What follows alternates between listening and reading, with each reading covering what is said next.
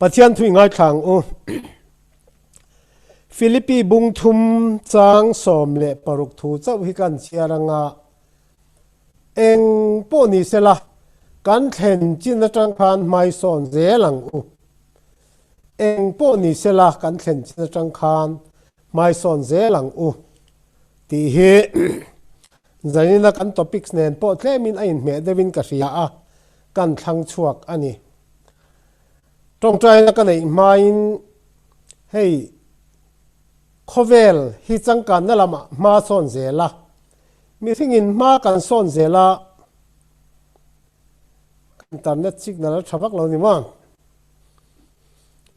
มีสิ่งอินมากันสอนเจละกันมาสอนน่ะอัง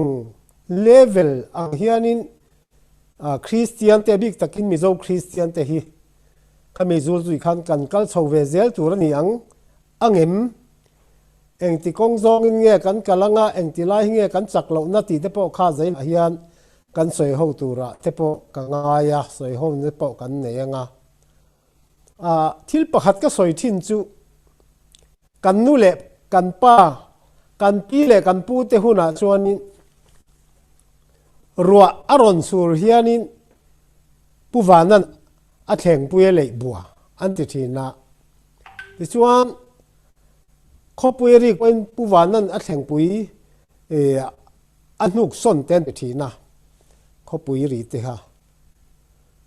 อดีตเราปกติเทลว่าอันหุ่นลายขจวนินอัศเวมายามาเสตัวน่ะชวนินกันปะเทียนรินดานเตปออโลจังกังตาปะเทียนถูเตปอกันโลเชริลตารัวรอนสูรเตค่ะปะเทียนอินไดเรกตะกะวนจูรัวสูรโรเซอติอวางารอนสูรนิชันลวินปะเทียนอินเลงเปียนติรตาอโลรวมหันโลกเวกขเวลอมดานตูรอโลรวมหันโลกอ่างโลอมอันนี้ติเตค่ะกันโลเทเทียมตาทเวกันนี่จุดยังชวนมาสอนนักกันโลในเฮียนิน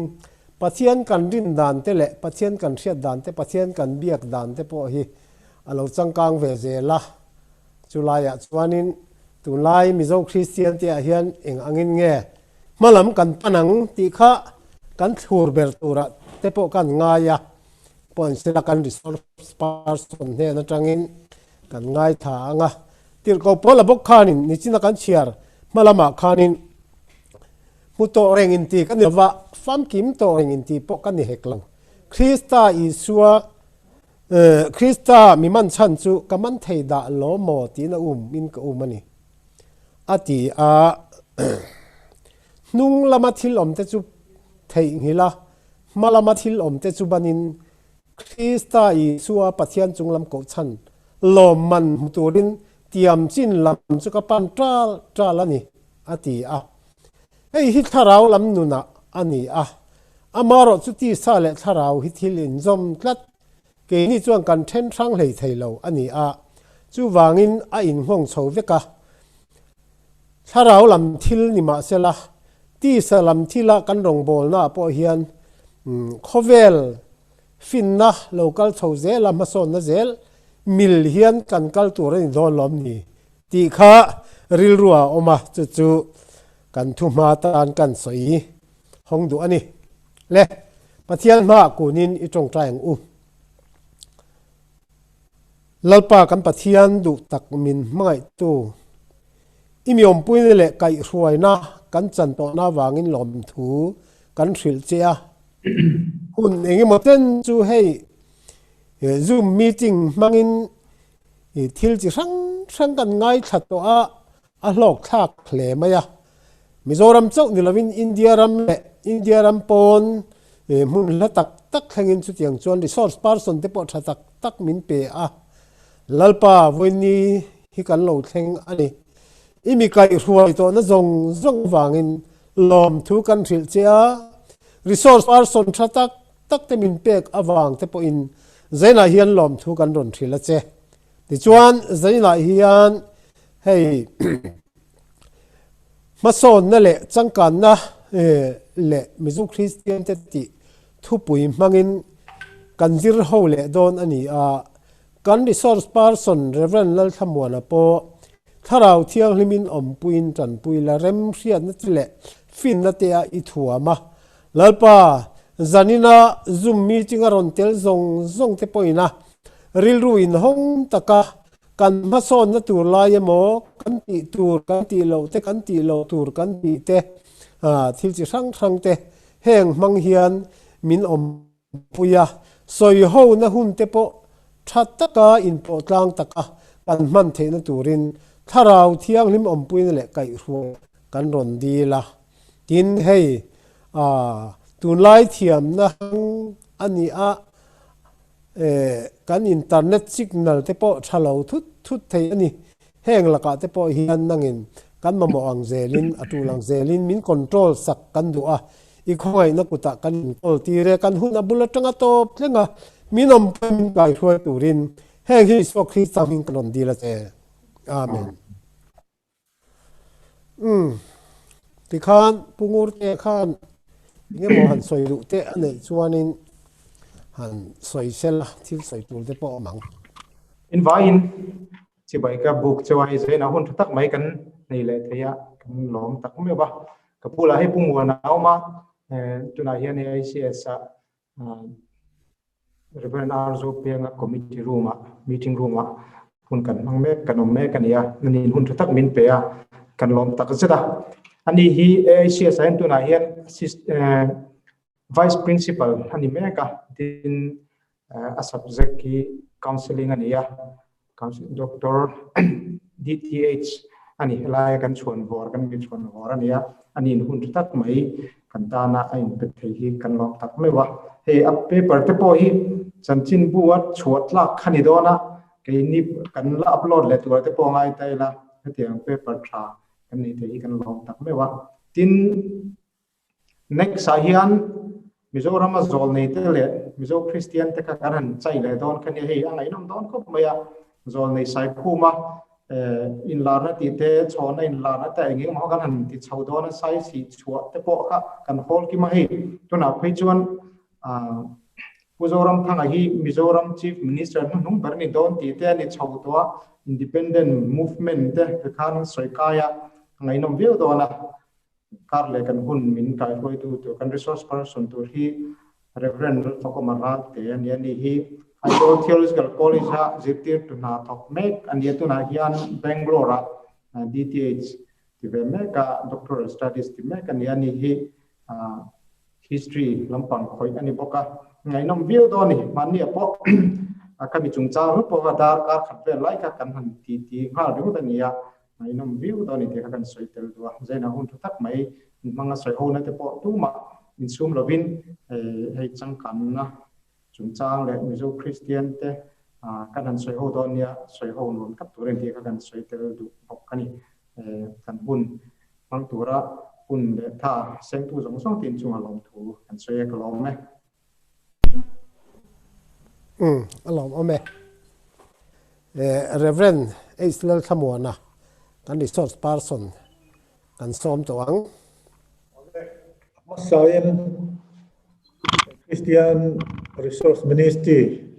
kan try tu te chung alom thu ka sei to ai thu pui mo de mai me Changkang chan chi ni om tak kha ke hi min han be ga in me pon ka selawa riat na le kho sa phung ang jong ate Changkang na lam mai to chuan amai ro chu tia ti tura min han tuk ta ka chuan ai kan ma ve don chun maya kan chan khan lo deu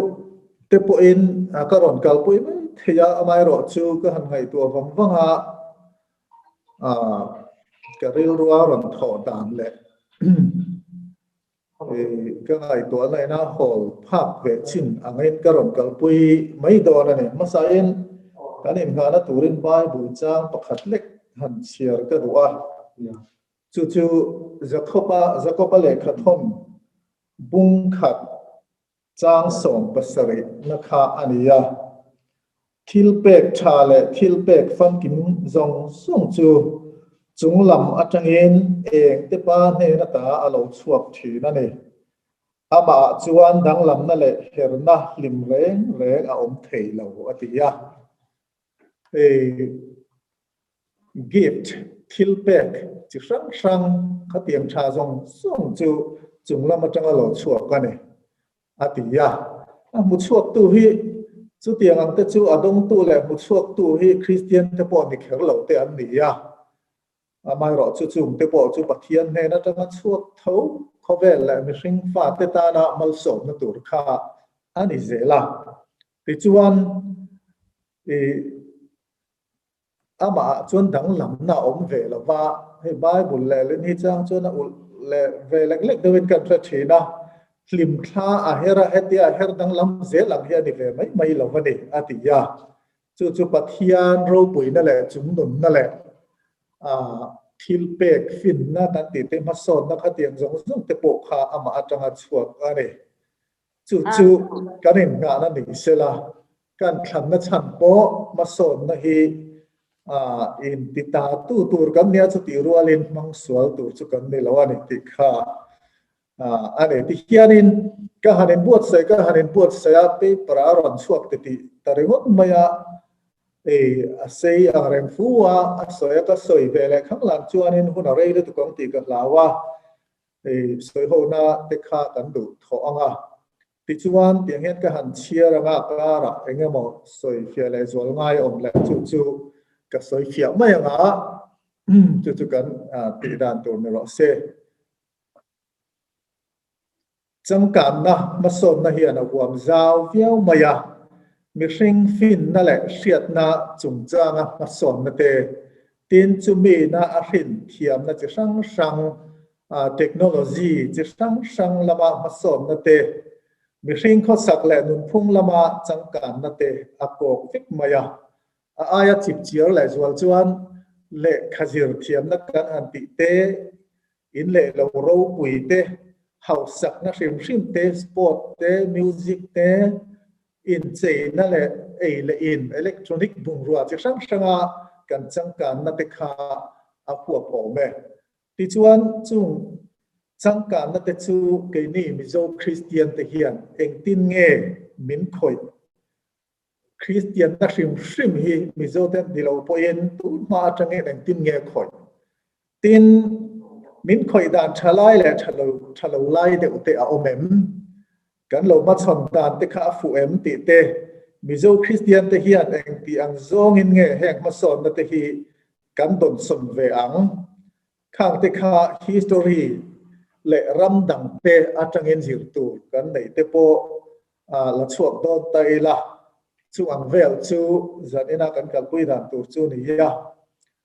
ama sain mason na le Changkanna le Christian na hrim hi han thir tai la tu ma tangin khovel hi tik lai nge Changkan chan ti hi kan theta tak lawa prehistoric civilization te po a om ni na langa an Changkanna ne ti hriat thei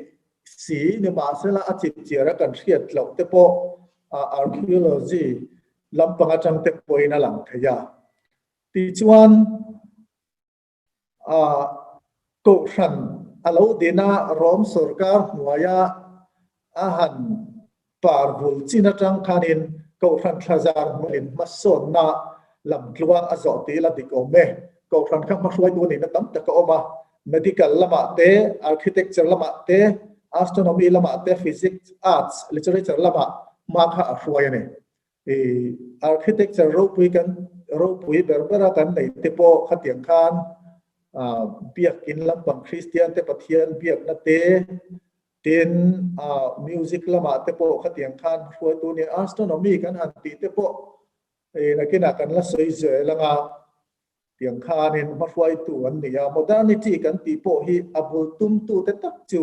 Kristian te tho an ni ya Copernicus te Galileo ten Catholic ko from Huang Chung atangin thilan zira khovel hi universe lai lum anilo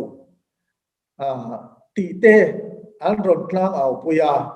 geocentric universe aya heliocentric universe anron soitani kha amai ro chu ko hranin ati sual tak em chu an thu soi kha adik che em tia han khir pui lam ain hei hian kan thurin le kan lo pom dan akale tia hoi san deu bur mai na la thiam lo chan tir na kha อันโลดนสันดานข้าอันนี้ไบเบิลอันโลฟิลเฟียดานและยูนิเวอร์สันโลเฟียเทียมดานข้าอันจันบุรุมายอันขัดเบตตากาลิเลโอเพจิวขัดตังคานสังขัดจรุกสมทุมปทุมเวลาคานินhouse arrest อดัมซูเงินอันนี้ตาเตรียมชวนข้างหุ่นไล่ข้า reformation ก็ reformation หุ่นไล่ข้านี่ทว่ามาร์ตินลูเทอร์เป็นไงพวกข้านินให้มี heliocentric ที่อันเราอ้อยจวงเราเนี่ยเตียงจวนอันบุกุมซาอาร์ลินก็พระไลมุดช่วงเวชว่ากาลิเลโออันง่ายสังทาร์เลอาลิมเทวติกันขบุยันหันดินามาเสละอันปลายเฟตตัวนี้มีเต้นก็พระอันมุดเลวตัวก็พระชูงานนี้ทิลอาทาปัทุเรนติโปเบลเจียนดอลล์ว่าอันโลมุลักหล่อตัวเตียงจวนนินบุดานิตีกันตีข้าเราอินจังเจว่า science ละมาเราทั้งบุตรเสียก็พระข้าจากเรานับเปียข้านี่นั้นรอนเชลันสเตมียมายามีคริงมีเสียเสียนั่นจงจางทั่วเตโปสิมันฟรอยด์เตียงข้านั้นเราชั่วข้า psychology ละมาเตียงจวนเราหลาร์ชาวแต่มายาทุนน่าอินวัลจะเอาลุตุจงจางทั่วก็พระเตโปอันรอนเชลันซา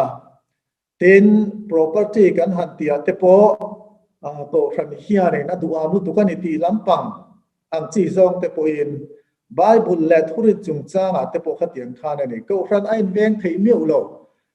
มัวลพูตีละอดีกเมโมเดอร์นิตี้เราจวนอินปาระช่วงลุยทัวโมเดอร์นิตี้และโพสต์โมเดอร์นิซึมฮีสวยกายลุกิละโมเดอร์นิตี้เราอินจันทร์จุไซน์ละมาฉันในอินอารินชัวอันนี้โมลน่าตาเองหรือนะที่เตปอินอันสวยเงี้ย enlightenment period ที่ข้าอันนี้บอกว่า industrialization เราเนี่ย industry ละมาall สัมโจก็ทิลเทียมชัวและฟินนักฮอลเราปุ๋ยเตียงข้าเราช่วยเสียละเขาเวลมาสอนนั่นเตเรียนนั่นแหละมวนนั่นเตฮีscience เชียนรอนเปโดนี่นั่นเฟต้าscience คันริงบุญไม่เนี่ยจู่อันนี้modernism กันติค่ะปัจจัยอายา science ลำปังอรินนักอารมณ์มิโซแต่ละ Brian Appleyard British journalist ชื่อเตียงเห็น modernism จู่อารินเฟียงเงี้ย modernism may be seen as an attempt to construct the world in the absence of God ที่อินสวยจู่โมเดอร์นิซึมจู่ปัจจัยเตลลมาเขาเวลเสียมชัดตุ่มนั่นเองตีนั่นเองเบรังจู่ตินมาร์เซลเบอร์แมนจู่อันนี้โมเดอร์นิตี้จู่หุ่นทุ่มินันเชน่าเฟสทุ่มินอาร์ลีโมเดอร์นิตี้ที่กุมสังขัดจังอาจังกุมสังขัดเรียนบอลเวลข้านี่ยาคลาสสิคอลโมเดอร์นิตี้อาทิเลียจู่กุมสังขัดเรียนจังสังขัดจักวาจน late modernity จู่สังขัดจักรวาลจังสังขัดจักรวาลสมเด็จประกวดโบเรลเตียงคานVolker H. Smith เวทุ่งชวนเนี่ยเตียงจงเฮียนสยาม modernity จู่อามาสับราชวน Eurocentric Europe รัมบิกเตอันโลจังกันนะทำอีกครั้งนี้อาดดเลียชวน West Centric เขาทั้งรัมฟิมไม้อเมริกาแต่ปะห่วงตัวเองอารมณ์ตัวมันเลยปัจจุบันจู่ polycentric อันที่จู่จู่อันนี้เขาทั้งรำเตชันเราตอบเดียวว่าเขาชักลำปังจังกันนะจู่อารมณ์เชิงเรียบิกตะเกียน South Asia ลำปังจังกันนะจู่ polycentric modernity อันนั้นที่เลยต่างกันเขาทั้งเตะสันบิกในมองตัวเราตุนไล่พวกกันเฟียSouth Asia แห่งเกาหลีกันติเตมาเลเซียเฮาเตไทยแลนด์เตจังกังตักสิงคโปร์เขาเตียงเต้นเราออกมามิโซเตฮิจิวหันไงตัวไตละเขาเวลมาสอนนั่นแหละจังกันนะเฟสภาษาปณิเตขจูกันเต้นเวเมลเราว่าไม่เราจูเฟสทุ่มหน้าเราฮิจวนินกันเราเตลเวจนะบ่อยนักฮิจวนินการเห็นข่าวไม่บัวเทนขัดจุจังกังแต่เตจีกับพวกมิโซฟาเต้นเตลตัวนี้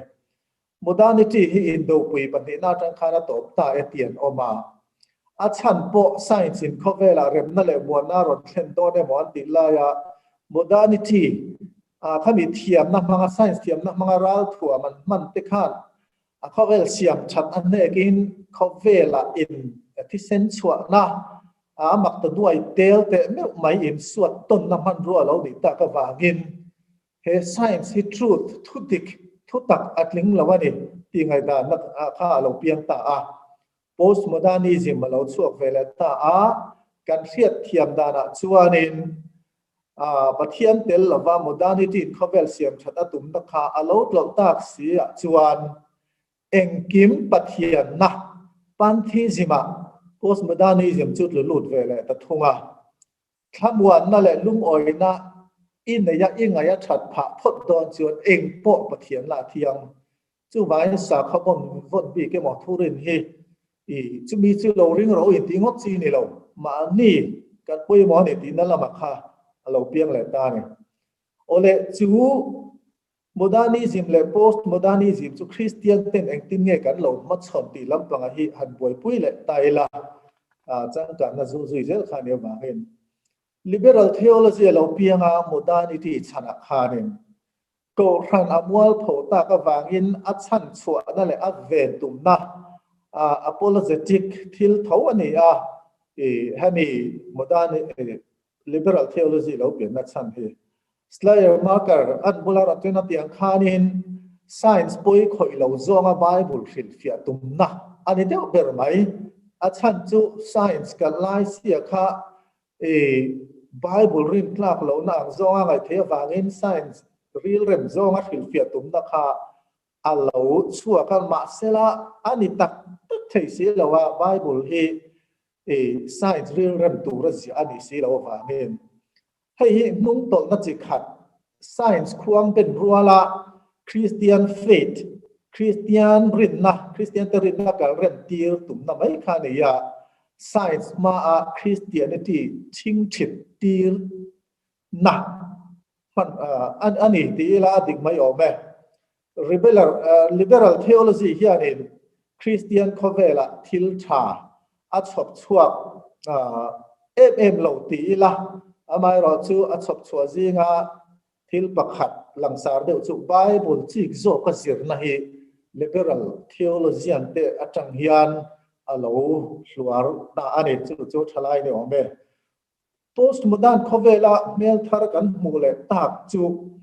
ถ้าตะคาน liberal theology กันเตียงเดียวกัน progressive Christianity ที่เรานี่แหละตาจู่ postmodernism นัวยเตียงข้านินกรันโปกรันฮัตติละคริสเตียนฉันขัดได้อย่างจู่ inherent มันตุ่มหน้า progressive Christianity เราแหละตาให้ฮีpostmodernism ขินเล่นนักเทโอโลจีที่เราถึงไม่ออกแบบเทียงเจ้าตักมายาเอทิสเตโปอินะคริสเตียนทูรินคริสเตียนอันเราเล่นเวทให้นัตัวระเอทิสเตโปรินลูเวทให้นัตัวขับอินสุดเทียงจวนเทียงเจ้าตักมาอินคริสเตียนที่กับปุยตุ่มนะและอินเสียมเรียนตุ่มนะข้าล้มแหลกตาอาศัยตุกเหล่านั้นพระคัจกันสวยกายโตสีเหล่าไม่ยังที่ข้างกันดูโตข้างขณะสวยหัวหน้าเตะโจชวนกันนักสวยไปแล้วถ้าตีเมกลายยันคอนเซอร์เวทีฟตักไหมคริสเตียนเตอันโลอมเวเมกเซลบุกกาลิเลวเทียมโลสันติตูเตเข็นบากและเข็งจวงโลคริสเตียนเตโปเฮน้องเวทเขาไม่อะอันติไซน์ reason อายา feeling ด่าปุยหมอนะ reason อายา experience ด่าปุยหมอนะการติชินดานั่นเลยเราหันติบุรุษไม่เตคริสเตียนเองก็มาสร้างสุดที่จุดเรามามิโซคริสเตียนจะจริงอ่ะพอขนมเชียงนี่เฮกังเคลียร์ดาดินังเราเล็กปมดาดินเปอร์เซนต์ตักการาฮิอันฟิล์มคุตตะกะเกาขันหมอริงตูตะฮีกันกัลอัจจุลเลยอันนี้ก็ทลิกเกาขันฮิอันทิลเสียมชัดตุมินมาอันละเวียวาเจ็ดส่วนอันตุมโตเรา The Pontifical Academy of Science ที่ข้าสังเกตว่าสมทุนปรุขานั้นเราดีนะเขาเวล scientist รู้วิเบอร์ pertinent connection in จอมน่าอันไหนนี่ Vatican City ฮี scientist รู้อะไรมันรู้จังกังแหละรู้วิเบอร์ pertinent อันทุดสิละนี่เตียงชวน Pope John Paul II Pope Hanin faith le reason chung chang ti hian asoya two wings on which the human spirit rises to the contemplation of truth atiya rin na le chia le thriat na hi thudik dap chuak tura mi hring a in sep kan na tura ta na thapat ni an ni ye atina ni om zia chu reason kan han ti chia le thriat na mi hring na fin na manga a han ngai tu wang na le hetia pathian thu chu pathian thu ni tia kan rin bur na hi akal ko panga thapat ni kan thlo na tura ani kan tharau nu chon tura thil ngai pani ani atina ni chu amai ro chu Catholic ko han chunga po hian khi ngai dan le pom dan in ang lo in pothi an ve tho mani ti kha hretai la ole tun lai pa son na le Changkanna le Mizo Kristiante kan lu ton tonga Mizo Kristiante big lam han soi don toila history lam kan han soi masak na chan kha chu hetia kan lo ral thir na atang hian enge zir tur kan nei siam dik tur kan nei em engtia inventur nge ti kan riat nan tun lai khovel changkang zel le mason na khovela hian zir tur kan nei em ti kha ani pakhat na chuan kan soi du chu chia le thriat na konga Changkanna le mason na Mizo Christian ten kan momo ti his statement kan siam deu burmaya ale lama chuan chia le thriat na konga a tha amai ro chu kan soya he da achang chuan simple faith kan han ti anga tla cham te po kan omai theya amai ro su Mizo Christian te ke ma ngai da na ka han thir na tu na kan kal da na chuan he ni faith le reason in balance na chung chang thu a hianin reason hianin ala wai ritok lo ma riat na kan ya history lam kan han soi masak na tiang hianin nichina Pope John Paul II a thu soi kha khamyang deu khan ani khanin two wings on which the human spirit rises to the contemplation of truth atia kha reason wal suat na hian kan Mizo tharau na hi ati chang che khop maya ko ran lo cha chiat to na ani awangin faith le reason hi balance ta ka kalpuya ni lo chuan khovel hi kan hi play thei don lo ani tiang khanin mi fing masa te poina an lo hoi san na chan te po kha ne a ko ran thil le rin na mo sa kho te chu sa kho na te chu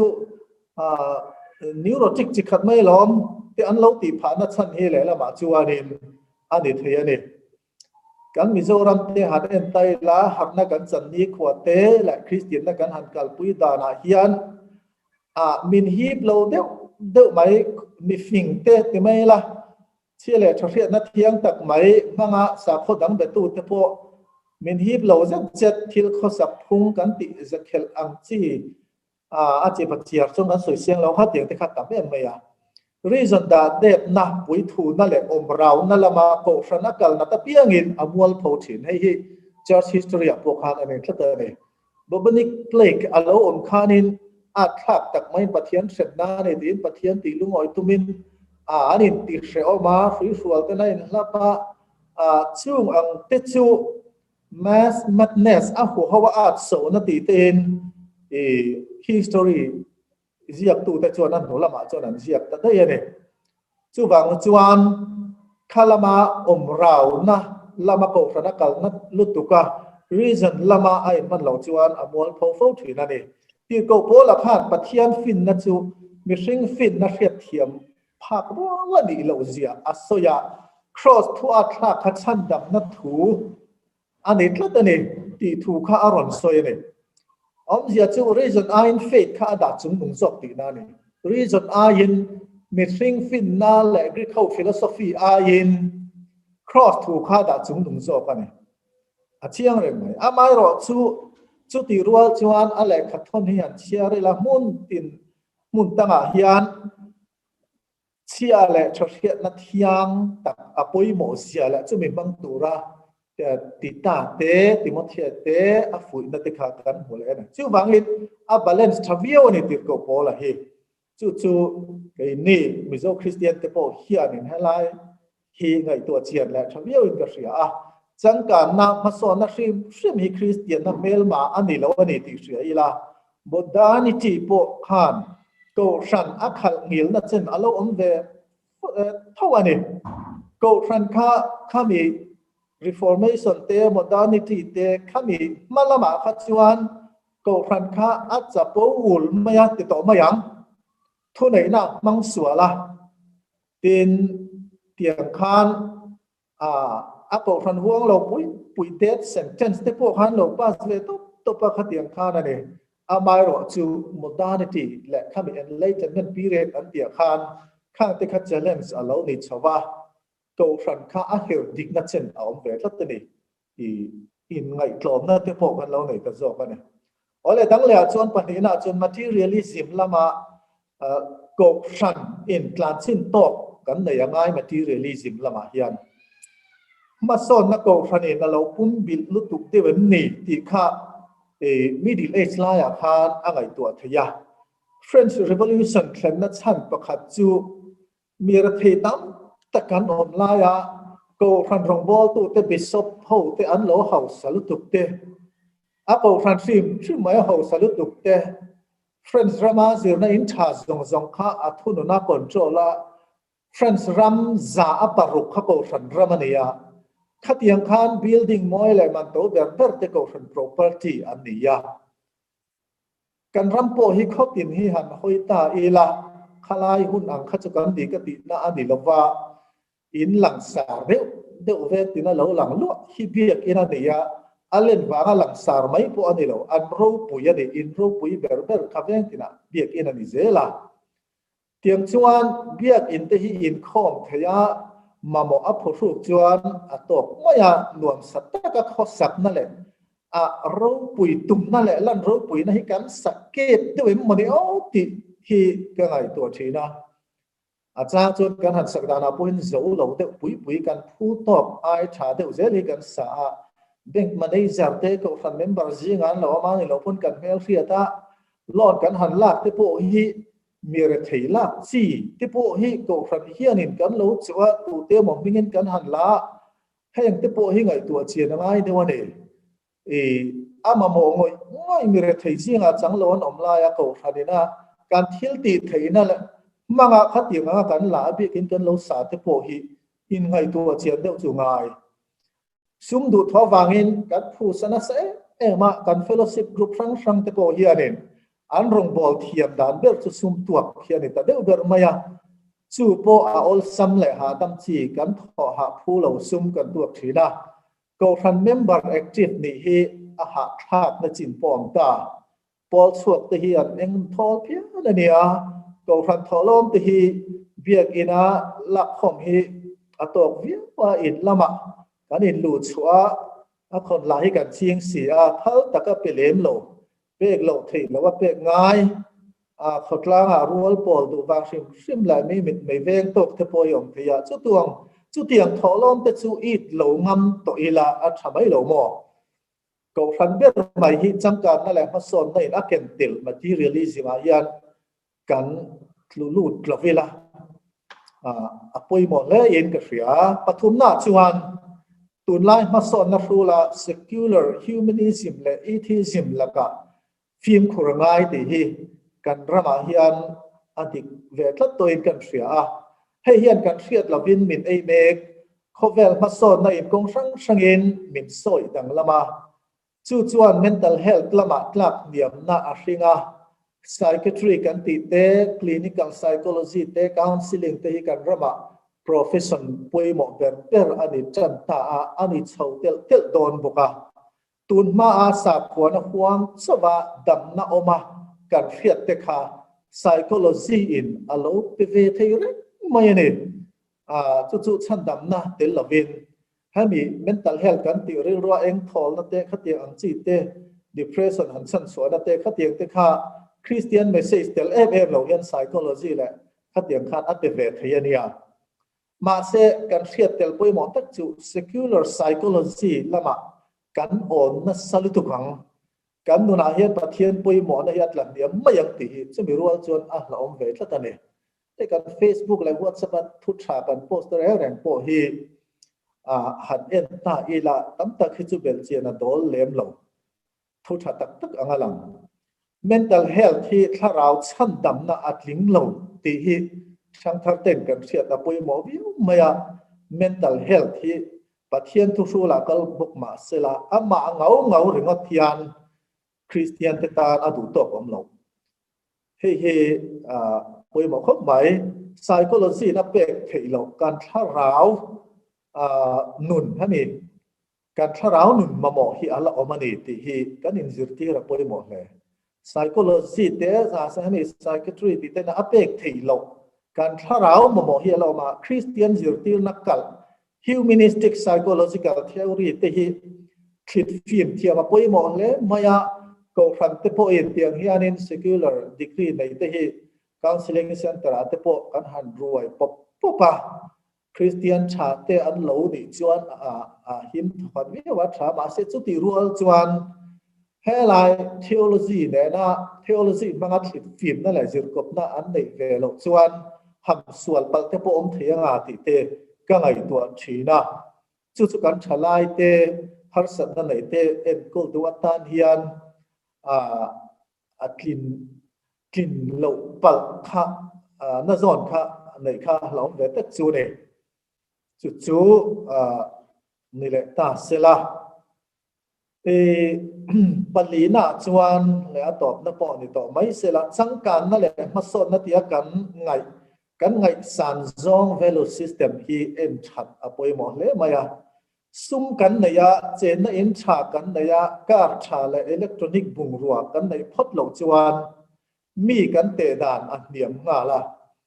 ช่วยตัวตานกันดูละว่าอันทูเลหลากันง่ายไปหมดเทละว่าเฉียดช้าตานพวกกันดูละว่านุปุยปัสสะตานกันเอียงาละมีริงชุงริลชัดนั่นแหละกลิ่นน่ากันหูสัมมันลงกันไงสันจงเวลูฮีเองเจียเงติยาริลรุเสียงเฟลฮีอภัยหมดเฟี้ยวเนี่ยมาในเวลูปอดให้ละว่ากันปบมายันขลามาขันเป็นช่วยดูเฟี้ยวมา呀จู่วางอินกันบุญเฮียนเองไงสารเชียเองไงสารตัวดิกจู่ที่ยาคริสเตียนที่เฮียนฉลาดแต่พออินกันเรลเฟลเฮียพอยมัวจู่มีเบสกัลรามชามากันฟีลิ่งเลยงั้นมาจ้าเลยกันโอโซงเลยกันบิดละโซงช่วยที่เราเฮียพอยมัวเฟี้ยวเนี่ยในจริงกันช่วยตัวข้าเนี่ยอารันใส่สุขัดลังตัวนัดแต่พอเตียงยันหันติตาเสละจังการนั่นแหละมาโซนนั่งส่งให้มิสิงเตหายชัวตัวระปัทยานินอาดาเลหายชัวตัวระมิสิงเนนัดเทนะเป็นตู้ปอปัทยานทวันเนี่ยจุงละมัจังตาข้างฟินนัดเตทิลเปกทำแบบเตลชัวกันเนี่ยคริสเตียนนะเมลมาง่ายหรือวิลจังการในการโชว์จังกายตัวระเนี่ยจุมีจูจันจินชากันฟินละกงอาโปเฮียนินเขาเวลเป็นเวกหลบเวลามันอัดสดจังกายนะให้ตุนาปอกันเขาตู้เต้นเฮมีเดียไปหมดตักที่อันนั้นมังจังกายอารมณ์มันเลยอันนี้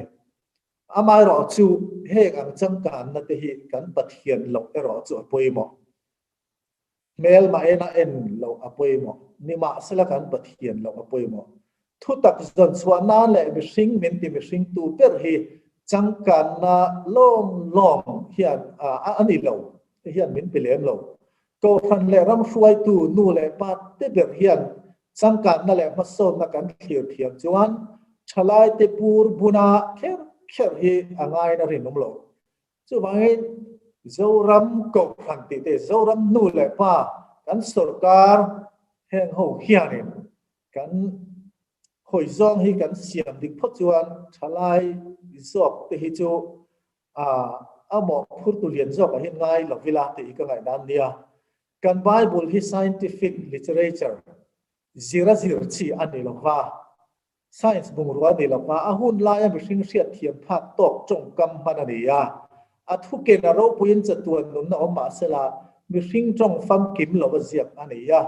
อาเซียตัวเตปมีสิ่งฟังกิมหลักวันนี้ scientist real ren zong tura siam ani lova rin na awanga khoi na mi sual te chan dam na tura pathian na tho tar lan atum perane chuti rualin fin na mason na le changkan na hi pathian ta man sual lo tur pathian ta ni wangin in tinai tu tak ro chuan kan mang turani ole kha ani ye kanช่วยtuแน่นะหุ่นก็เปิดเล็ดเลยไง โอ้กัน resource person ข้านี่ใส่ห้องตัวละ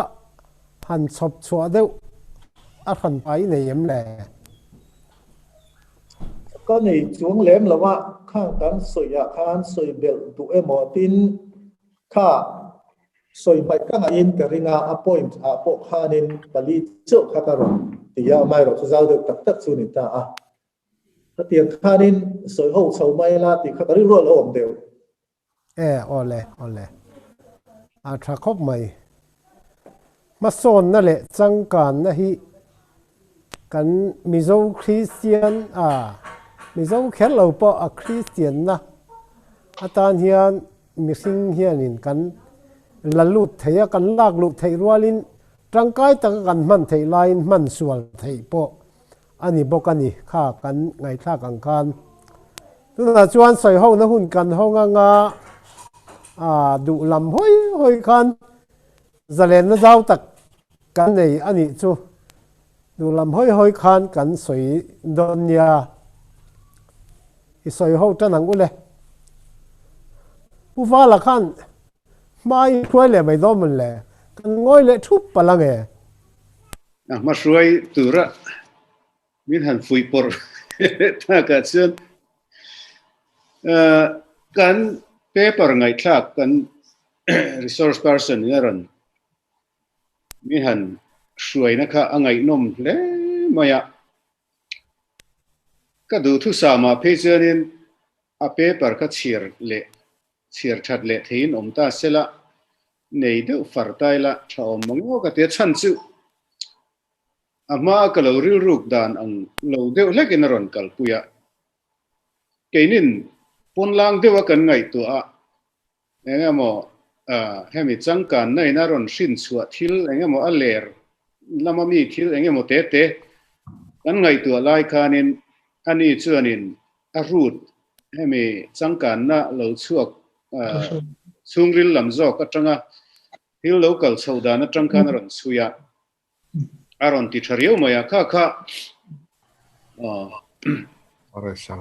ถ้าเตียงเลมาถูกเดียวเล็กอารอนกัลปุยวังคานินเปเปอร์คัดเชียร์เล็ที่องเซฟีเล่จวลินกระริงเดียวอามารอจูไม่ฮีYouTube ปะเตคานินอัพโหลดเล่กันตุ้มทูดอนะไงคลากนนเล่ตูร์เตปอมตูระไงล่ะอารมณ์อมกัติเล่มีรอนจิรปุยดานข้าชากัติคุกมายก็แล้วไงตัวเดี๋ยวทุกดานะจนอันไงคลากตากอัจังเละมานี่รู้พักตัวก็แล้วดานอังอินอันใส่ใจละจังการนะฮีช่วงนี้เดี๋ยวเล็กนก็รู้จนแล้วมาปะขัดหน้าจวนอินมีทิลไงตัวดานรู้ลำเงี้ยนี่จังเจียลละมาจวนอิน way of thinking ข้าอันนี้มาซาเจละhumanism movement กันติเต renaissance กันติเต enlightenment กันติเต modern thinking กันติเตแห่งซงเฮway of thinking ที่ลงไงตัวดานทาร์รู้ลำมาสอนนัทฮาร์โลกัลเซลค่ะอันนี้จุดสังการนัทช่วงขัดเลียนปุยะกระดาสังการนัทบังข้าอมเลตาจุดเทคโนโลยีอังจงโปเฮียนอาศัยเทคตานี่รู้ละมาสอนนัจิรเทียมนัทreason และ rational thinking scientific thinking ข้าที่ยังรู้กัลเซลขานินเทคโนโลยีละมาสังการนะฮีอารอนมรสุกเซลยันนี่เวบกะลายซึ่งเคยนินสังการนะกันรู้ไงกันรู้มูลันสัรเดวัจุข้าที่มิตรมูเทยรู้หลังชัวเทคโนโลยีนะอารอนเสียมมันรัวเลยอีเหล่ากัจเจตเตข้าที่ยังเวลาข้ากันรู้มูหลังสัรตานี่เคยนี่เขาชวน chu lai te chu han soi kan du chu a lo chua tir hianin chura thu thung ang dewa asen reng reng lau zelang che ti ang deu zong khan ko ran hian kan thlir du khop maya ni na chen po om ve thonga amaro chu a han cham rei deu nuwa mi nunga khovel nunga ko ran hian kan mang vele no thina ni musical instrument te po biak inala lu thiang lo anga kan ngai kha kan la lut le to thowa khati zel khanin akal akal ta a su tiang zonga ka ngai tu chuanin thanem ngai an ria wa ka hriat na thil te takte anga lang ma se ka ve riau pakhat ka soi du chu no pang Sunday school kan kalpui dan kan zirtir dan te hi entir nan lo la taila kan no pan lai han tingielila upazok deu tel min lo hrethian ula pol thum vel kan ni laya kan le khazir dan kha ka wangai tu thina kan man ro man te kan classroom te khang hun lai khanin exercise book khat thi kum khat te kan mang kha ania ten lungle kha kan ti maya slate an ti mani kha tiang te po kan mang ve pha kani slate ta te po khan azia na chok kan ti nge ni ai nge mani kha vai siam po kan nei dai theilawa kan pa te lui kal te khanin tlak lung te an ron hona an sui zum chop te kha kan keng ve thin khane sikula kan kha tiang a le kha kan zir lai le tu na ka fa te le kha zir dan ka ngai tu hianin akar hi alalu tu tat mai ne stationaries an man te le an man ruwa le an approach reng te an method reng te computer te han mang na sa em to anian le kha zir na hian chu ka ngai tu lain Sunday school lam ve thung chu kan no pan laya pizai muani te pisang pari ten min zirtir ang deu tho khanin wen thleng hian kan la kal deu khan ka hria pathian thu kan zirtir dana te thing ang reng taka kan zirtir laya khovel lam thilan zirna changkang te wan zir boxi khan kan fa te khan pathian thu zirna lam ni chu outdated thil angemo thak thil dewangai na hi an nei pha zo ka ngem o ti te ka ngai tu ko tran le akal phung hi kan thalai te le kan fa te hian an tong khop lo tu mayang ti lo na te kan e kan ngai dan hi a thing ang reng riawa pulpit laptop ken chote angemo ti taka satanic ria wangai pol te hi kan la om zel hi nia khatiang dewa kan kal zel ka chuanin setana na du to kin min man khal zel don ani thil lo chuak le thil man ruwa reng hi chumi nuwa adu to ka man sep nu ko shanin kan wa mang vele du zel chau don hi ang riu te hian ka ria chu soi tu ra tamanga ni resource person soi chen je thi kan soi le don mai thina kan du to phot mai nge soi zel ro mi dang khan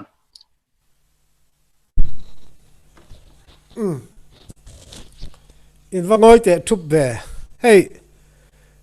mar malama tangin pukung poron lang le in USA tangin puko la po khan ching ha ka mule zuka tu te moni helaya ko thana kan ho tu lok te po muin ka in ria an soi tel teng u kan du dan zong khan zau takin a soi the ni veng zo kan soi ve le chotanga ke zara hai Mizo Kristiante kan ni lo ma chuan video Mizo kan in vaya hi athia min ko na vek ani number 1 chungkwa kan vai ma saber turanya chuan ke mani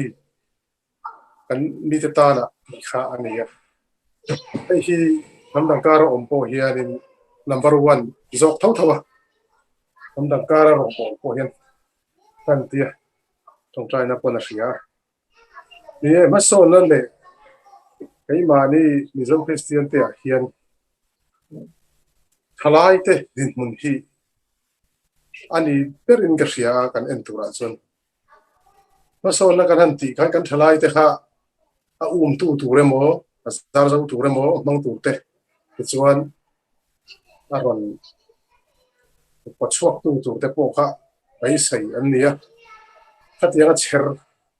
ชอร์ตัวระดูทุสาวก็ในกันเนี่ย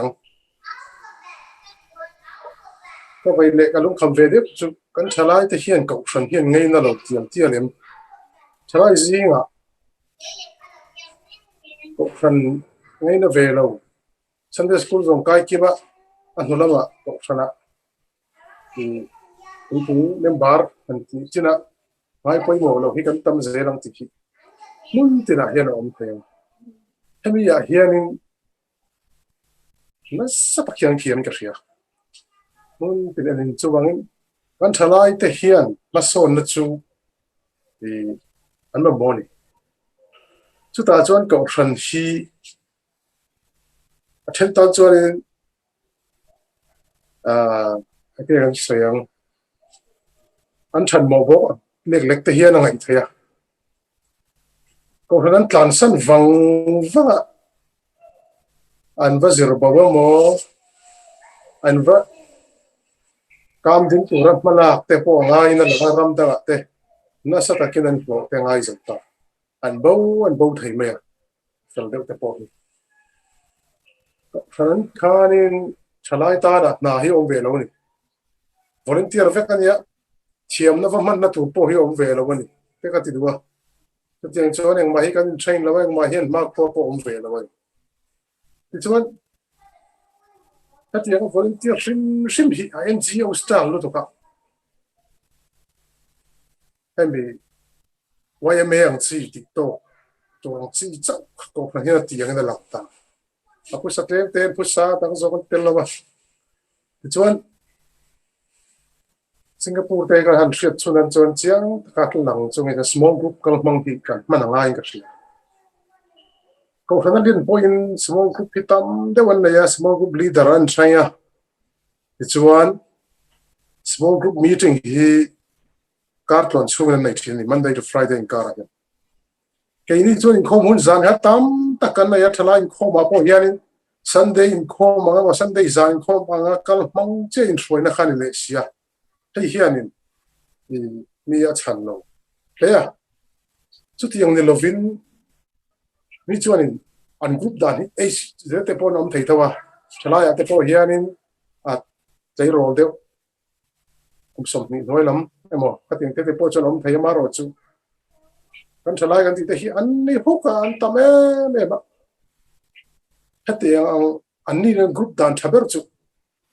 สกิลโซนนั้นด่านอันน่าโซนเตะอันมานี่ตุยนโซนค่ะอันมานี่น่าไอ้หมออันมานี่จิรนัลไลน์ค่ะนี่ครับมันจุมีโซนเตะส่วนนี้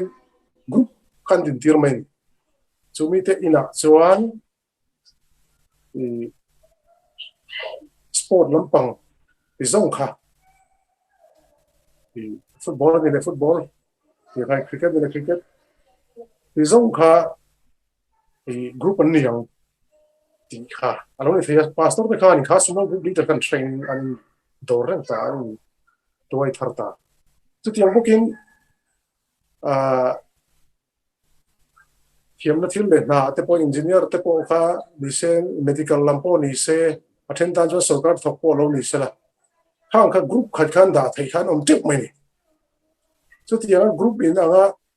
interest อินอ่ะวันนั้นด่าขันอันนี้ข้านี่อันกรุ๊ปอินอันปุยคริสเตียนเนี่ยเราแต่พออันนั้นสวยจ้าอมไทยอันมานี่กรุ๊ปอ่ะขันอันที่เงี้ยคริสเตียนก็โดนปุยยังอันมานี่เงี้ยยังไงตัวอันสวยเขาว่าอันบ้าสตูดิเวนต้องใจเขาว่าอันนี้ไงสักอันฮาร์สันนั่นเห็นตัวนะ pastoral care แต่ผมตันจุดที่ยังsmall group care อักลส่วนตัวคนไทยยังสักกันเหตุที่ส่วนนู้นอะไรอินคอมแล้ววันนี้พอเฮียนอินซอมนั่นในเฟซไอ้นี่จู่พอคุยแต่โมเดี๋ยวนี้จะว่าชุดชิ้นเต้นอันรอนสอยฟังจะว่าอินคอนเนคนะออกมาค่ะอะไรให้ส่วนนี้การจะเดี๋ยวไม่โดนอะไรจู่ว่าส่วนนี้ทลายแต่ฮีกันมาสอนนะกันที่เฮียนี่ฮิบซองมาสอนฟังไอ้วันเวทีค่ะทำยังไงตัวที่ไรจะว่าช่วงนี้ผมเห็นอย่างพูดแต่การคุยเวทีจังกังเลยว่าอินคมก็จะเบียกอินอ่างเงี้ยจะว่าอินคมด้านมุมมองตักอันนี้ยังจุดที่ยังนี่เรา adang zong hi chu Bible study angamo tra in khoma mo care group zong in kalsela mani interest ho ang chi group ang chi ya kal khom tir na kha mi kha hi pa an heta an mani mun khat group khatana an in rong bol sakdane mo an kai hroidan ka group tanga khan va man kha in millo takania leila ho kha sat hek don ti an so chon heng ya join tu ho khan in an du ban join to rin biak na tara an group leader te introduce thina chu tiang te chuan in mi kha an kal thei thi ti hi chu mun dang taka ka mu ania Cambodia phei chuan an thang na samaya ko kan chu tiang ate chuan in tam tak sang te in khom na huna o chuan in ti na sa takin ha ko kan cái ka wa ka na helaya kan som mi ko kan phei te chu Cambodia chuan Sunday a yan voice sari an han khom te be wan tam lu to khat rang maya voi khata hian in mi zanga tang sang khat ve ran khom chu tiang chu an than ze da khan nge jo small group ka an nei tame ni bai ni bu tok pia ron chu thaya khoi ber nge join du khan mai kang tara khanin a inquiry thai vek khan kan rong bol na hi chu office nei ve ang si hi as super e ma a ti chok la chok mun khada tang tem chi deu khanin monologue deu vek hian kala khati yang ai khachuanin mason na hianin kan thalai te a hip te tur chuan the celebrity kan nai te pon khom hi rem lo zo ni chi ro kan ma ni ho ka group thai khan omani ni chuanin society pasar Cambodia chu ke tir du deu ber chana oma Cambodia new life fellowship te chuan ani chuan vision na an ma ni malak na chuanin society pasar area pasar hian an outreach maya celebrity te pon tel vek media lampo tel politics lampo tel business like tel yang khan ya an rin ma wang Buddhist company lian nei tu te dei point nan mani ta na an zirna mun sakma turin mun ram man tau tak tak te an present tok mai an donate tok mai chu tia an rin tlak tu khanin an nam da ka ra an thok tan chu tia tur chuan mani la ya je thau khan kanan in ti thei khanin na ko thadon ti te kha kai chuan ka ngai tu da na ne ye chu tia chu bizo ko man hian ka du saka cái này dấu có vẻ là cái dấu cổ phần dấu rất là hiện ông sẽ là cho con trai tới khi cần khi tin anh cũng sẽ là ô thì khi cả được sắc cái sợi tụ anh chứ cái lỗ đấy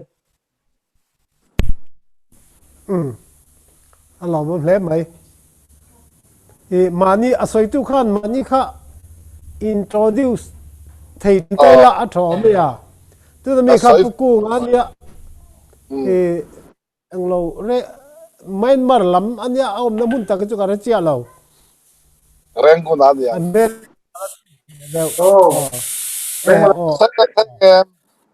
sai ngam ka pu sai ro ko la lo sai ro le okay hi fan I call lian nu na kan nia Louisville Kentucky State USA om kan nia nia tu kin hei kan mut rei tu kan nia Sunday tu khi chung te le fan nau nu pui ten la thau lova in chung han tong lol khak an mai zom tin hai ka kar chung ka thu ringa ta min lo ngai thiam don nia kan resource thu kha ka kham lo khom me ka achan ve po ka ron ngai khamu mal man lova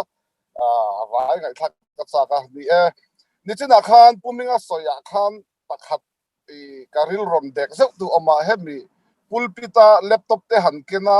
laptop a han eng lo han sial vela thil han ti vel kha ngai thiam lo don ten kan oma ti khan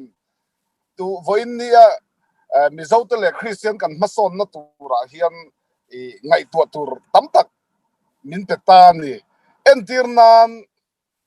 USA COVID-19 a han serious lai tak March thavel khan khat chung vel chu biak in hi min lockdown ven ni sab ho biak in in khom kan ni wang sab ho ber ran phal lo khon ke ni kan biak in ni tlat lova ya kan khom tai thei to khata khan kan pastor hian ti hian program siam ta a in atang khan pathian thu cha soi mai ni ti khan online tang man in atang kan lo clear trap maya all samang reng khom maya kha ti zel te khan chak kan chak ti tamaya ko han member ten chu ma son na tak chu ni si a ma se kan ril ruwa hian biak in pan lo le biak in na thleng lo kha ngai than lo na ombok sia kha ma son na kha hey internet lamte lo changkang se na ti hian all some mai in chu tang ein khom thai don ti te hian om khang te kha ma son na tan kan ngai thiam thei nge ni china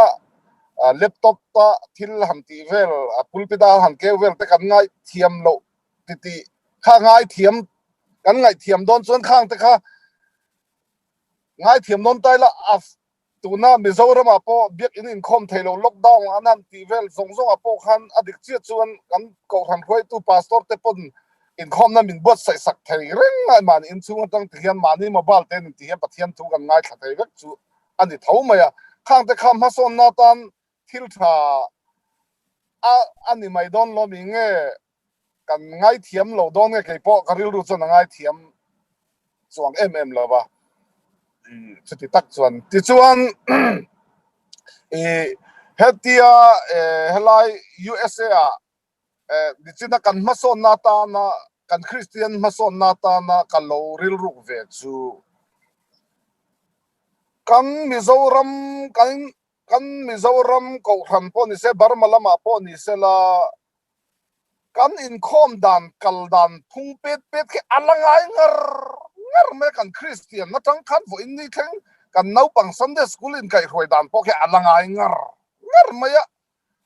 hei hi eng tin nge ti ma son thei dan tur ma son na lama ti kha karil ro om ve a heta thei to kin kan study ve a nau pang eng tin nge biak ina Sunday school an kala an en kol dan ti hi ka study ve na sa asikula po USA chuan an lo timak dang dai ang reng ka ti khom me nau pang hian Sunday school hi kal hi achak hian an chak zeka school kal te hi nau pang kan vo na ber chu kan thin ur chuan naktuk school kal lo mai tur an ya ti hi nia school kal lo hian law em maya Sunday school kal lo tiang te an law li tuka chu eng tin nge an ti nau pang he ti em ma an zir tir tu te le an va school kal na lam le Sunday school kal na lam enga tinge tiang em a hi big le ti hian voi ni thumvel study na va en ruk mai kan ne ya ta chuan nau pang Sunday school zirtir tun ke ni lam anga khatia pathian thu hi ngon khan an be ve thlap lo pathian thu ne na in mil turla an ma ni taksa chet dan le engkim ti turin room te ten ne kha room ma khan kha pathian thu an zirlai ne na in mil tur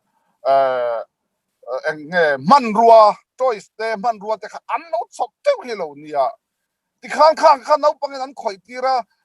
an pathian thu ne na ai an zirlai na in mil khan he tiang hian tin a choice lam zok le aman ruwa khan kha an ti tir an practice tir hala an khe em tamai ni sikula po chu thau en tirnan novalong han ti don ta se novalong tuk te kha lo zir don ta se voin ya dau pang sikul chun novalong tak kha alemin an ma ni room chu at khan an de ya achungan omdan ramsa huai dan te khan kha nau pang an interest thei em kha an zir lai zel tur mil khan man ruwa khan lo nei te hi lo ni in kha man ruwa khan nau pang an zirtir kha han tiro le kan zirlai nen di tuna zirlai zong kha hei aman ruwa nen ha han prove ro len tia an phur em khat yang khan an tia khang ang chi te kha kan ti thailo na tur bik om do na Mizoram lama kan ko ham te hian ke ni angai pu din nau pang an se de ulek le chesu ikut kuang kuaro kan ting hal thuai maya nau pang tan chet lo te he om em khat yang khan kan Christian na mason na zel turata hian chung lam thil zong ta chuan engting ril ru nei in bala tum don tai la kam thailo na tur bi ke chon ka khelo ani ti kha ka han soi du ve ni ka lo me alo bom be tle ma toy a to theng de le khan soi tum tai la soi du kan lom nuo ling ka ringa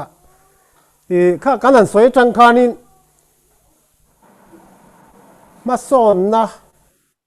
kan la zo lo lek te om ta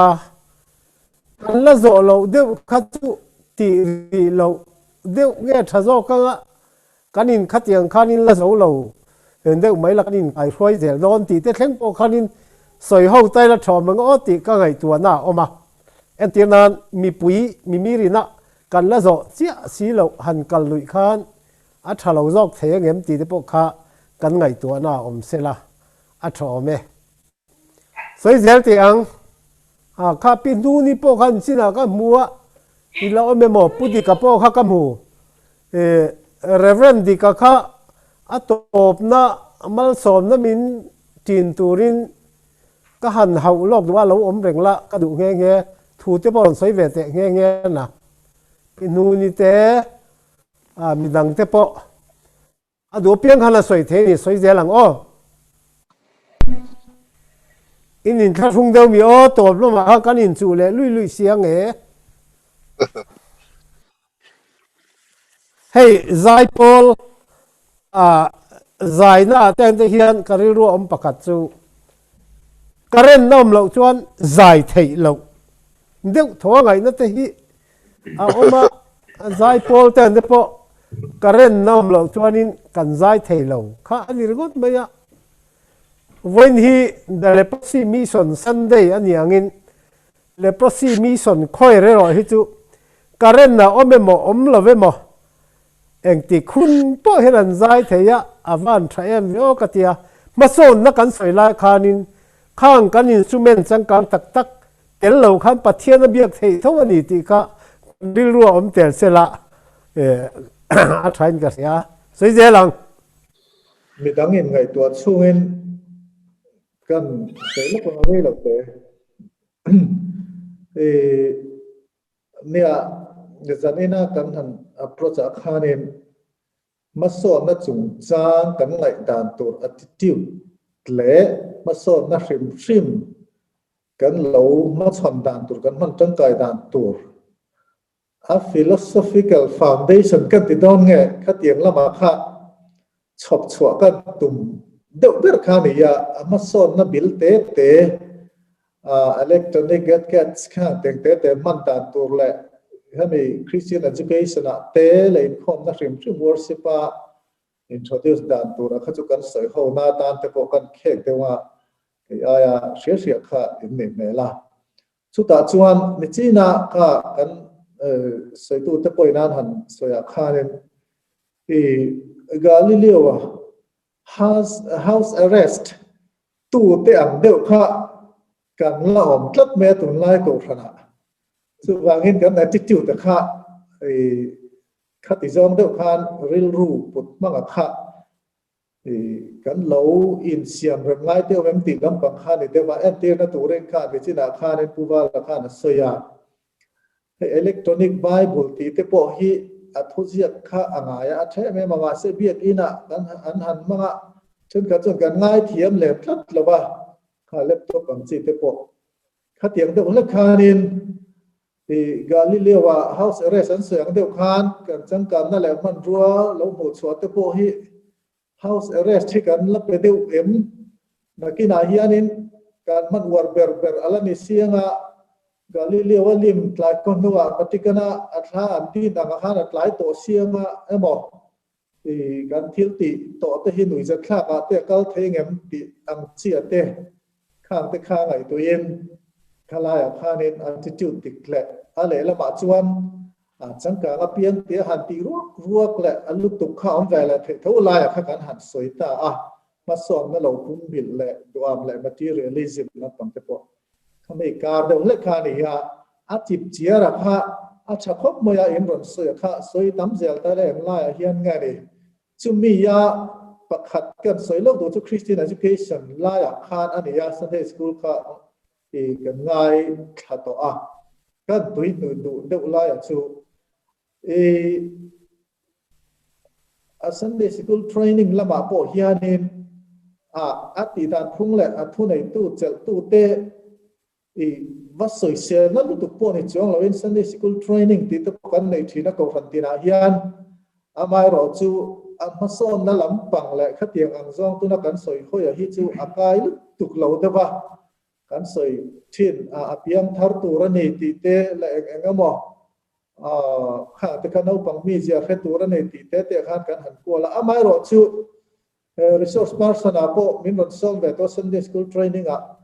atak te ka change le kha tiang ang ma so na han soi khan kan la zo lo hia to ba hen min ti sak deu zela ne ko fan hia ne chu ni thil ho te ya internet atang te po hian material source kha resource kha lak tur tamani heng coloring han ti te ni china kha kan unau pa pakhat khanan soya thil kan han zira hani visual ai te na me tan pui da na po hi kan soya ma sela atak takin kan ti lo thling du em lo fa no wa long lem he tan han mu ma ya po kha ren an ngai tu an khan sa takin a ruaya he tia ngai kha le mai chon ti kha dik chi ani painting te po hi bible tham thu an han zira ni point cartoon ang le ka draw te po crayon in no pang te chon an han color ta khang te kha hela ya hian na hit big em mani ti te kha man pha churin se mai la atak kan ti lo thlin chong lo te kha ni ya thil dang tam tak sei tu ro mo me ole ka du to khrenge Sunday school ma son na tur te kha kha utan sia ma te khan soi tur anei che bin ka ring ruai kan soi ve lok don mi ai device pani kan man khan kiu sia humona device hian kan han ti mai do na ria kha kan ngai thla ngai nam viwa ma son na Changkanna le Mizo Kristiante tin hei ma son na Changkanna han te hian hei hian ko khran thrim thrim he ngong thei khop maya khovel kan thir pon ni tho maya tun ma chon kan man viu ani hei tun a pon ni tho ta problem kan nei chho ta chu ma son na local chho zela a bigin thalai han soi tai la thalai a hian Tekan tuna chon thalai bigin thalai han soi tai la ma son nan lo na sa ta na phrim po hi tun ma ang khain to wa ha ta in lo fa tiang chi te sikul han ti te ka teng zir lai han ni te kha ani vak to lo thalai a hian a bigin na thok an tam to em ta ni chung chu private sector a hian tuna hian an lut na sem em to khovel ram dang ngai to pe chon private sector hi kan rama chon soi tham hi lo om lo chung hian kha tiang involve ho thalai phrim hi chu zanin khomang chi te po hian man to lo top ta ni khan ni ta tin ko han lama po bank te po ama chon bank claim te kan nei ta tuna chon state bank te rural bank te eng bank ke mo kha tam ta khron piang chota khang ho wa thok kha chu ko han khoi tu te thalai te pon ni ta sela income kha thailo tok to ta ni chu teng chuan he da dor lampanga te company lampang kan tiang chi te ka tianga in mang ho hrim tan chuan income te hi an man to lo hrim ta teng khan a big in thalai income percentage tuna hian atla hiam zel ta ni engwange kan ti chuan kha ma son na kan ma son zel na khan ta na lo tam zel ta chu da chuan thalai ta involve ta sa zel ta chu chuan hun kha an man tam po len tan khan hlok na in to la tai tuna chuan hemi public sector a chuan sarkar na thakani chuan engang po khan thotlem lo khan to lo khan thabian lo la khan ni top to maya masela private sector a chuan thil reng kha promotion ani mo hlo le ka teng zong kha performance based ani to wang khan mi khan tang to ta chu kan rama point khami mason na te Changkanna te kha aron kal chho zer chu ta tak chuan ko khran hi atur tur per le ko khran hian khalai ta ka khan inzir tur per hi kan ta chu mi ni lo jong ko khran kan tur zel don ta ani tuna hian mason na tak hiron kal ta sila Changkanna te mason na hi tian ron zuang chho ta sila kan ram hi khatiang khan ma han son chho tai la ti chho tak tai la ko khran na hian weekdays ate week cho income tu ri kan in ho zo mang to don lo ni chung thleng chu kan ngai to ngai ka hia chu wang chuan hemi tuna hian hemi mason na kal chho ze la hian ko khran hian kan ma mo ka hiat chu hemi mason na a hian mi na an involve fa an tela ko khana hi in thlung lova hunan man theina tura ta hian in zanin khom te kan ti to lo hial te ni lai zanin khom te in rin zanin khom te poi ti to lo tai la mi an man si lova anin kho man si lo in kho si ka chuan anin thlahung ta nuam lo tin an lo nei ta tin ka ti man lo ka chu mi in pelo ti ang chi tin kan ngai ta kan lo siam ta ka lai khan antinan ka tenga boy ta ka min nan tho to ka chuan mi in rin zan te hi family a han outing kan han ti te dine out nan te chung ko hin kom lim nan te ka tenga tan te kan mang tai la chuan sunday ang chi hi chu ko ran tan khan ta the ang kan in pe tai la chu tianga ma son na local zel hen ko ran kan in adjust sela ko ran activity tam lut tu ka khan percentage ka atlan hiam zel ta ni tuna po tun ma de chuan te khan kan te ni lai za in khom po kan tha in rin za in khom po kan tha ma se tuna chuan khatiang kha man lo kan tam to wang khan ni lai za na hian 5% ni kan in khom phang em ti tur ania in rin za na hen ko ran member atanga chu ta 20% ni kan in khom phalo ang tin ta sunday tu ga hian an chu dam chuan ko ran mizoram am bekin tin in khom hi 50 to 52% vel hi sunday in khom hi kan ni ti ta an tin ko ran member sang thuma chuan sunday in khom thin kha sang khan sanga vel ani tin an ta masela ni lai za na te chuan 5% po kan phamang lo ta ni chu alo ni to wang khan mi tlem te tel theina ang chi ka chu ti top jok ta te chuan tu main tharung lova khatiang khan in lama te pathian pek na te khatiang man te po kha atha jok em ti te poi ngai tu na tam e no thalai te po chok sel tu ta in khom turin kan be se vek sia chu ti rol chonhlajir te khatiang khan lo ni ta thalai te za na kan chok na salu tu ka chu chuan har sana tam tak chuna nan lo tho ha phe chuan problem tam tak kha anei theini wang kan hemi ma son na changkanna kal chho zela hian ko ran hi kan in herrem tial ko ran point connectivity tam nu tu te poi kan ti tlema khami weekend activity kha hlung tak le phul takamina local an chak nana kan siam thiam so kha atul chhota te point ka fe chu kan soi tel du bok kan ye lo me athle me soi zel teng u ngai tu na sang thang kha kan nei do na kan ngai tu na zo na chang khan soi theu ila apoi mi alavania hey soi tu rin nom lo chuan in kem han soi vele kan huai ila covid awangin kan in khom thei lawa a in khom te khi chu zoom hangin kan ti thei lo ni point committee te hi chu a bial level a te tin aram pum huap baptist ko san ni mo presbyterian ko san ni emo aram pum huap meeting poimo ang ti te hi chu zoom mang te hian ti thei ve om takania ma sela kan lo hlom nin ka ria khovel kalphung anga kan in herrem ve thiam zel hi chu kan dir hi van tul em ve o katia hey officer thok thin kan ni a tiang ka te tun ma UDC LDC fel takha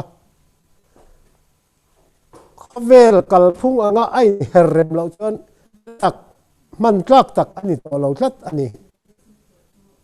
tin ko thana po secretary abik takin secretary te lo soita ila tunlai ko than secretary ni tur chuanin computer thiam deuh lo chu a buai thak tran ta a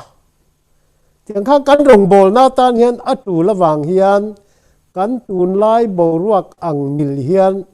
in herrem zela hi kan tum pura ni don lom ni ti hi ka ngai to fo thina soinat lu tu ko ro chu hlau om ka ti a eng chi na nge ni ma an so nang ti ka chu mani chawa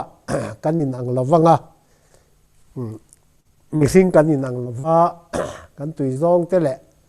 kan chak na zong te nang lawa tiang zong te po han ngai tu han sengila so le tur inom vak lo pe thong ka ti top mai don niang nge na thil pakhat kan sei lenga in langoi em ai kan ko thana hianin envelope kan hondan hi ni kum sang ni som ni kum tir tang khanin kan han ti dang lam china excel mang hianin ti hianin ama alo chuak mai tur hian a tho tu te an tho zat mi mal tin tho zat kha chu thun lu anga ya a date po kha thun lu ve le ka nga ya abak chu print top kha ni to maya le la ma khan ron chuak veka envelope zat te nen tun lai thiam na hi rong bol na tan hian kan man tang kai thiam apoi mo ka ti a chu ti rualin a tel lo po hian rong bol thei lova ngai kha chuanin adik lova khalai te kha poi mo remin ka ria kan ta lang ani chu soi tur kan om to lo ni chuan kan ti top don na yanga kan resource person khan soile du ane mo cái này khăn to lắm đấy ole kan resource person ve khan top na hun minan man sak sela a tha nge trong trai này cần khả năng nghe